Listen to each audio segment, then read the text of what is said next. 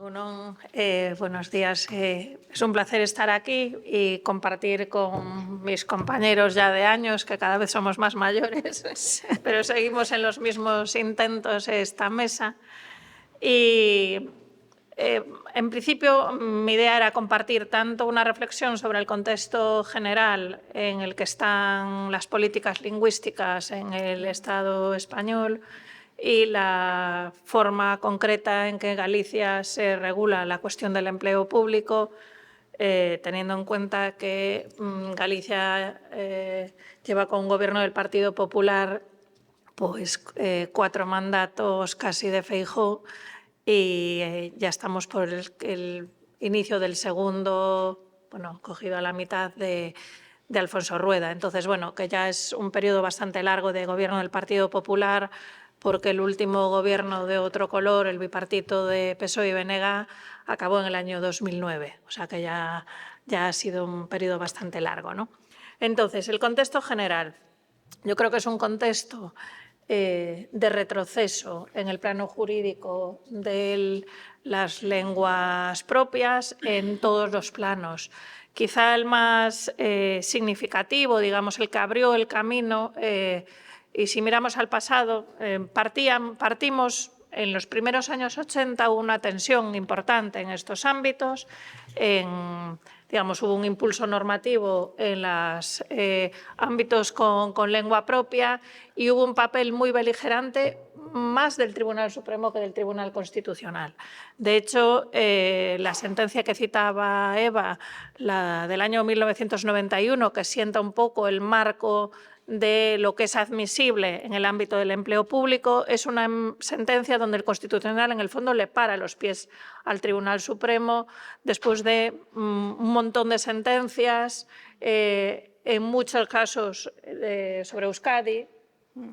en relación con la valoración de la lengua como mérito o como requisito. Y esa, digamos, casi fue la gran polémica de los años 80. Entonces, yo creo que ese contexto queda como adormecido a partir de la sentencia del Tribunal Constitucional del año 91 y que parece que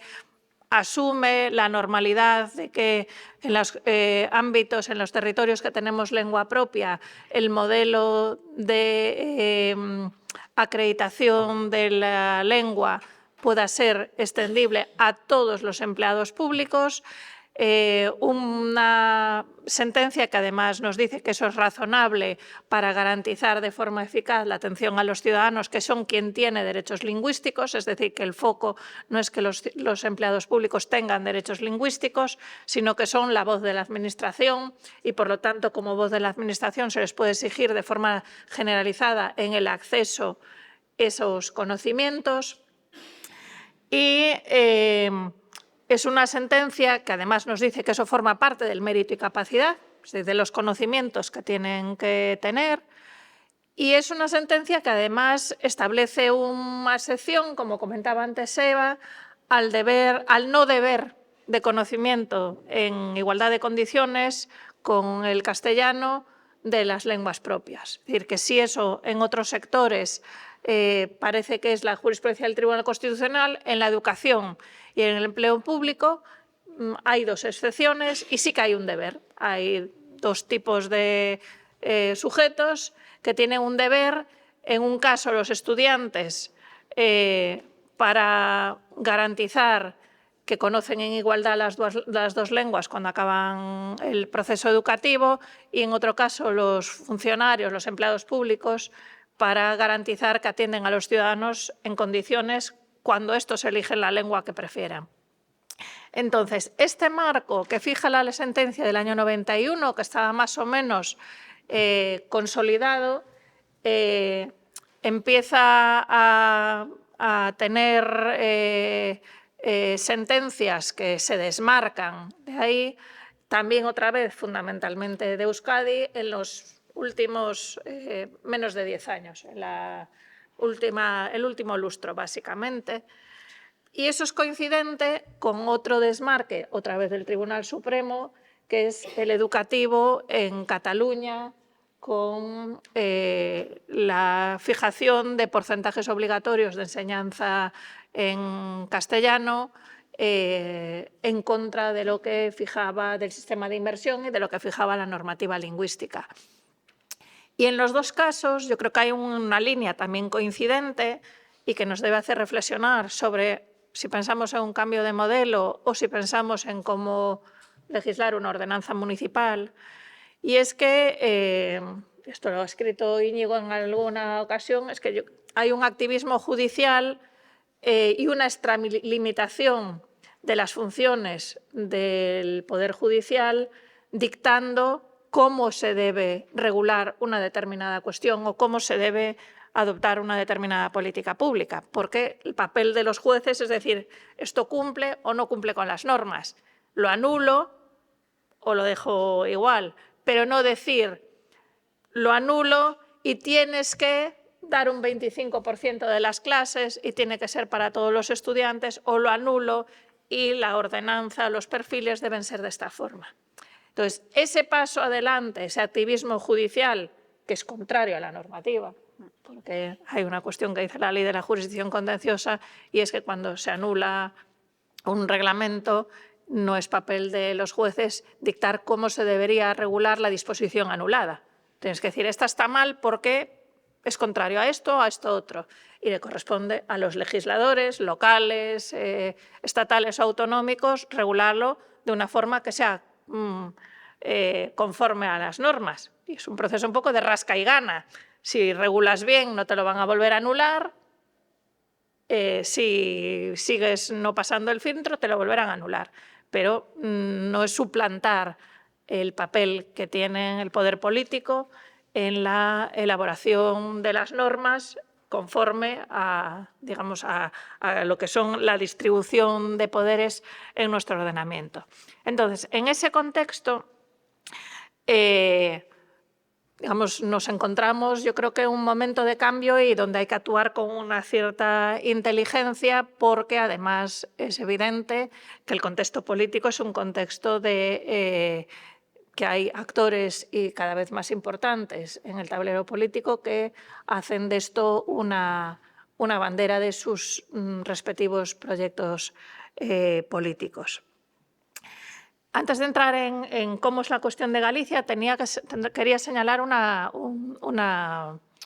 o directamente entrando ahí. En Galicia podemos afirmar en este momento que la actividad prácticamente generalizada de todas las administraciones públicas se desarrolla en los usos escritos prácticamente solo en gallego. Hay excepciones. Pasa lo mismo que en Cataluña, pues en el ámbito sanitario y tal, pero lo que es la administración, digamos, local, autonómica, universitaria, en general, los usos escritos se realizan habitualmente en gallego y es relativamente excepcional que haya usos escritos en castellano. No es así, en cambio, en el ámbito oral. Es decir, que la atención al público en muchos servicios públicos pues varía mucho y casi, digamos, no hay directrices generales de cómo se debe expresar un empleado público en una ventanilla administrativa, con lo cual prácticamente queda a su elección. Y esto, digamos, yo creo que en parte es consecuencia de que nuestro modelo de acceso al empleo público es un modelo igual al catalán, es un modelo que desde el principio exige de forma generalizada el conocimiento de gallego para todas las personas que quieren acceder a puestos en el empleo público. Vamos a hacer algunas excepciones que son, por ejemplo, en el ámbito universitario, las universidades lo están exigiendo a posteriori. Es decir, que hay que un par de años para acreditar el nivel pertinente una vez que se accede, pero digamos lo que son las administraciones generales sí que exigen el conocimiento del gallego en el acceso. Ahora bien, ahí también tuvimos cambios normativos y fue un elemento, por ejemplo, de campaña política por parte de Alberto Núñez Feijóo en su primer mandato en su primera elección en la que salió elegido frente al gobierno bipartito. En aquel gobierno bipartito se había cambiado la normativa de empleo público y se había cambiado la forma de acreditar el conocimiento del gallego en el acceso al empleo público. Hasta ese momento, las pruebas selectivas incluían una prueba en gallego, una prueba de gallego en el procedimiento selectivo que se podía sustituir por una acreditación del nivel con certificados previos. Pasaba como en el caso de Cataluña, que las personas que hubieran completado su escolaridad en Galicia y habían recibido formación de gallego, es decir, los que son a partir de un determinado momento, pues tenían una equivalencia a el conocimiento que se exigía de base para cualquier acceso al empleo público. Entonces, simplemente con ese certificado quedaban exentos de la prueba de gallego. Y las personas que hubieran cursado los cursos que organiza regularmente la Xunta, también de certificación lingüística, con ese certificado quedaban excluidas de la prueba en las oposiciones. ¿Qué hace el bipartito? Cambia esa regulación y exige una prueba de las pruebas de mérito y capacidad en gallego. Es decir, no tienes que decirme que sabes decir, con la típica frase de las pruebas de inglés, mi sastre es rico, ¿no?, en gallego, sino que si eres arquitecto municipal, pues a lo mejor tienes que hacer un informe urbanístico en gallego. Y si eres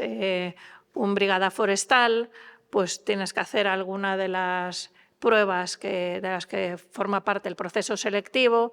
en gallego, la que, digamos, se regularía después cómo sería esa cuestión. Pero la idea que estaba detrás de esto, y yo creo que es una idea importante, era que la capacitación general que dan esas pruebas o la equivalencia de bachillerato es para una oralidad o escritura no técnica, no especializada, y que una prueba, que la realización de una de las pruebas del proceso selectivo en gallego implicaba un conocimiento del lenguaje técnico propio de cada puesto de trabajo y que se adaptaba mejor a una idea que estaba en la jurisprudencia esa combativa del Tribunal Supremo de los años 80, y era que los requisitos lingüísticos tenían que estar adaptados al puesto de trabajo que desempeñaba y que no eran el mismo nivel exigible a un brigada forestal, que a lo mejor tienes que exigirle sobre todo oralidad, pues para saber llegar al punto donde tiene que extinguir un incendio, que a una persona que hace informes técnicos, a un letrado de la Xunta que elabora informes para ver si hay que sancionar a alguien o no. Y entonces que tiene que tener un lenguaje técnico específico de su ámbito profesional. Pues bien, este cambio normativo de la Ley de Función Pública que se produce durante el mandato del Gobierno del PSOE y el BNG es objeto de una intensa campaña en contra del Partido Popular de Feijóo durante las elecciones en que acaba ganando. Y no solo acaba ganando, sino que el primer proyecto de ley que envía al Parlamento por vía de urgencia y aprobado en prácticamente un mes desde que toma posesión es un proyecto de reforma de la Ley de Función Pública para cambiar esta cuestión y volver atrás a la idea de que la acreditación es mediante una prueba de gallego que se puede sustituir por la acreditación con certificados de equivalencia de esos conocimientos. En ese proyecto normativo, quizá lo más llamativo, además de esa vuelta atrás, es la exposición de motivos. Una exposición de motivos que es coincidente con algunos de los argumentos que están en las sentencias más recientes de aquí de Euskadi, y es la necesidad de garantizar la igualdad de los opositores. Es decir, la idea no es garantizar la igualdad de a quien van a servir esos opositores cuando sean empleados públicos, sino que hay como se habla de libertad lingüística y que no se puede discriminar a los opositores por razón de su origen y tal, y por lo tanto hay que digamos, permitirles muchas más facilidades en la forma de acreditar los conocimientos lingüísticos. Es decir, el discurso que está detrás es un discurso que ya cambia, que hasta ese momento yo creo que no está presente, pero que ahí en esa exposición de motivos es muy, digamos, es muy palpable, ¿no? Entonces, en digamos, esa es la situación en la que estamos desde ese momento. Estamos en todas las políticas lingüísticas. El gobierno del Partido Popular es una política lingüística de baja intensidad o nula, en el sentido de que es aquello de ni una mala palabra ni una buena acción, ¿no? Entonces, realmente no hay políticas lingüísticas. Hubo un descenso presupuestario brutal en la Secretaría General de Políticas Lingüísticas durante estos 20 años de mandato, y en general hay una nula planificación lingüística. De hecho, teníamos un plan aprobado durante el mandato de Fraga en 2004 por unanimidad del Parlamento que nunca se puso en marcha, y ahora, 20 años después, acaban de anunciar una actualización del plan después de unos datos del Instituto Galego de Estadística de que por primera vez hay más más castellano hablantes en Galicia que gallego hablantes, más personas que usan de forma habitual el castellano que el gallego, que esto era algo que nunca había sucedido, digamos, que nos distinguía justamente de Cataluña y de Euskadi hasta hace poco. Y hay una transmisión en las nuevas generaciones bajísima. Entonces, digamos, es el contexto y esta es la forma en que se acredita el conocimiento. Con respecto al foco general, lo que sí que también hay que señalar es que esto ha sido bastante pacífico, y esto coincide con lo que decía Eva. No ha habido apenas cuestionamientos jurisdiccionales de esa situación de que todo el mundo tiene que acreditar el conocimiento del gallego en el acceso. Más aún, hay sentencias ya de hace un cierto tiempo del Tribunal Superior de Justicia y más recientes del Tribunal Supremo, una de 2023 y una de 2025, donde funcionarios públicos pretenden hacer valer sus derechos lingüísticos en castellano frente a la Administración, y en las tres sentencias, en la del TSJ más anterior y en las dos del Tribunal Supremo, la de 2023 y la de 2025, que son casos de Galicia, no se les da la razón. El caso de 2023, el anterior, el del TSJ, era un empleado público que reclamaba un complemento retributivo, se lo deniegan y además le contestan en gallego, y entonces él alega que no entiende la resolución para recurrirla, y el TSJ le dice que tuvo que acreditar el conocimiento en el acceso y que caminando, que no, esto tal, circulen. En la del 2023 del Tribunal Supremo es un médico al que quieren sancionar por ejercer en la privada sin haber pedido la compatibilidad, y la Xunta se lo deniega, y él, para, digamos, recurrir, argumenta que hay dos informes en el expediente que no entiende por qué están en gallego. Y el argumento que le da el Tribunal Supremo tampoco es una cuestión válida. Digamos, es una persona que tuvo que acreditar el conocimiento en el acceso y no puede alegar una indefensión por este tema. Y de forma bastante parecida, el Tribunal Supremo en el 2025, quizá un poco más matizada, pero es un profesor de conservatorio que dice que tiene derecho a recibir las comunicaciones de la Administración, las comunicaciones internas, en castellano. Y el Tribunal Supremo le dice, bueno, a mí, si me pudieras, para pedir una anulación de esas comunicaciones, argumentar que hay una indefensión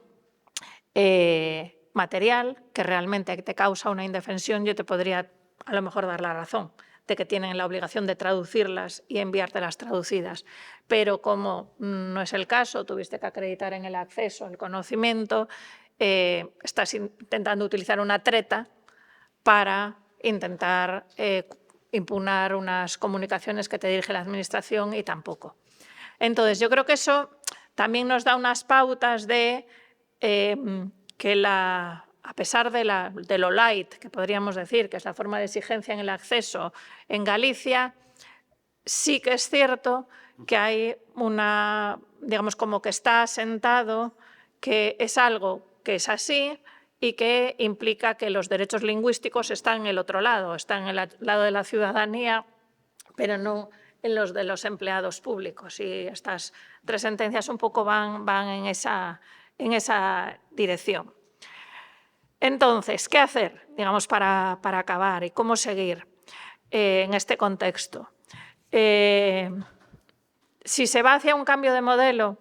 digamos, a hacer algo parecido a lo que hay en Cataluña y Galicia, el hecho de que haya una trayectoria de 40, 30 años donde esto ha sido bastante pacífico en los 2 ámbitos, yo creo que da como un aval de que es complicado que tanto el Tribunal Constitucional como el Supremo den marcha atrás de forma digamos, muy activa. Y después yo creo que hay otros argumentos en el sentido de que lo que sí que ha dicho el Constitucional en muchas ocasiones y lo que ha hecho el Supremo en el caso de Cataluña en el tema educativo, es decir, la normalización es una cuestión progresiva. Y en el caso de Cataluña, en educación, el Tribunal Supremo, cuando empieza a revertir, a tomar estas decisiones, dice, es que ya alcanzaron la normalización. Pasaron 30 y pico años y los deberes ya están hechos. Entonces ya no tenemos que seguir pasándonos tantos con los estudiantes y los pobres tienen que volver a empezar a aprender castellano. Entonces yo creo que esa idea de esto es una cuestión progresiva. Tenemos un sistema educativo donde en 1980-81 no le podíamos exigir a los empleados públicos que demostraran el conocimiento del catalán, del euskera, del gallego, porque no habían sido escolarizados en sus lenguas. Pero ahora es que tenemos en todos los ámbitos, incluso vosotros que tenéis un modelo que tampoco es el nuestro, que es de conocimiento generalizado de todo en el sistema educativo a todo el mundo, pero vuestro modelo en euskera es muy mayoritario.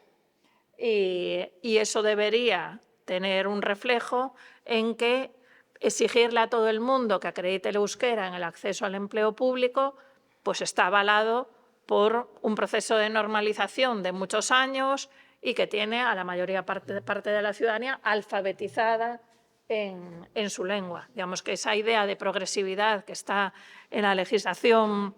perdón, en las sentencias del Supremo y de, bueno, basta ya porque esto ya está, lo cual es también meterse en un papel que no les corresponde de sociolingüistas, pero que también lo hicieron en ese caso, yo creo que es un elemento relevante. Y después yo creo que hay otro tercer argumento para generalizar la exigencia en el acceso, es que esquiva el problema que está en las sentencias de Euskadi de la idea de no imponerle cargas a alguien para demostrar qué lengua quiere. Porque en el fondo, si tienes un funcionario capacitado para atender en una y otra lengua, en función de cómo se dirijan a él, puede cambiar. Y lo otro, sí que entramos en el terreno de cómo sabemos lo que quiere. Cuando viene y te lo pide, lo tenemos que intuir por manifestaciones previas, tal. En este caso, bueno, tú tienes a alguien enfrente que va a poder cambiar, o debería poder cambiar. Vale. Entonces, yo creo que eso es otro elemento, digamos, relevante. Y después, la última idea. Teniendo en cuenta que estamos en un contexto de conflicto y de uso conflictivo de esta cuestión, yo creo que sí que hay que esforzarse por ser pulcrísimos redactando las normas y las motivaciones de las normas. Y lo que sí que se ve en los últimos tiempos, a pesar de que el Constitucional sigue con la cuestión esa de la sentencia de Baleares, pero sigue más o menos sin dar muchos pasos atrás, y de hecho el intento de Wert de financiar alternativas educativas para aquellos a los que no les daban clase, les ofrecían solo inmersión, fue frenado por el Constitucional, lo cual es significativo en un momento que no estaba especialmente tal. Pero bueno, yo creo que ahí sí que lo que está exigiendo en otros ámbitos, y no me extrañaría que acabara apareciendo en la jurisprudencia del Tribunal Constitucional, es datos. Entonces, que esforzarse en que las memorias normativas acompañen con datos sociolingüísticos las decisiones y las exposiciones de motivos también, yo creo que es un elemento que cada vez más puede ser importante en un contexto de impugnación que va a haberlas de los cambios que se hagan, si son por ley ante el Constitucional, si son ordenanzas y tal ante el TSJ y el Supremo. Y eso yo creo que es un elemento que sí que hay que cuidar. Y nada más. Muchas gracias.